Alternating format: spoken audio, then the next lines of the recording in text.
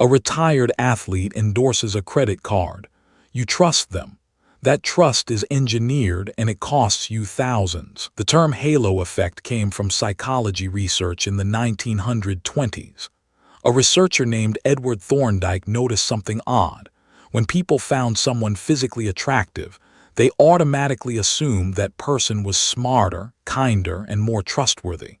One trait bled into everything else. He called it a halo. Financial services firms noticed this too, and they weaponized it. By the 1950s and 1960s, credit card companies and loan firms began hiring celebrities and athletes to pitch their products. A famous golfer would appear in an advertisement for a bank card. A beloved actor would smile on a billboard promoting a consumer loan. The logic was simple.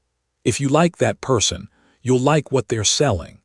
And you won't ask hard questions about the terms. Here's what made it so effective. The celebrity wasn't lying. They genuinely used the product, or at least they were paid to say so. Their reputation was real. But the halo effect doesn't care about honesty. It transfers admiration wholesale. You admired their athletic skill or talent. Now you admired their financial judgment too, except they had no financial judgment in the equation. They had a contract. The irony deepens. Most of these celebrities didn't actually need the credit card or loan they were pitching. They had wealth, access, connections.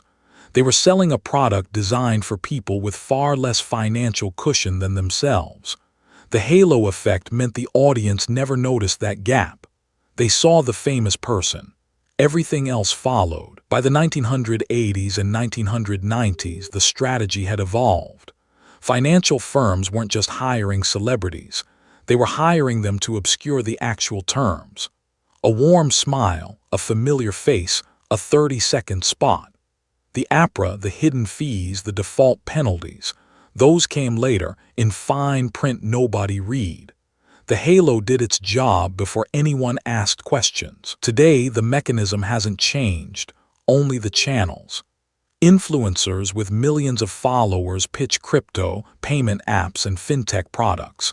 The halo effect still works. You follow them because they are entertaining or aspirational. Then they recommend a financial product.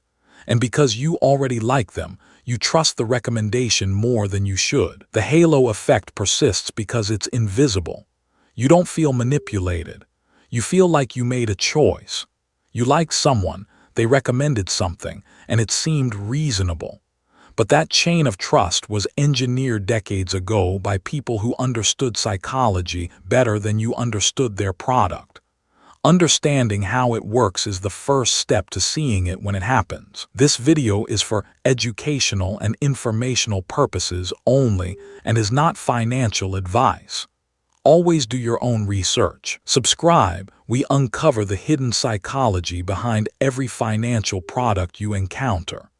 This video is for educational and informational purposes only and is not financial advice. Always do your own research.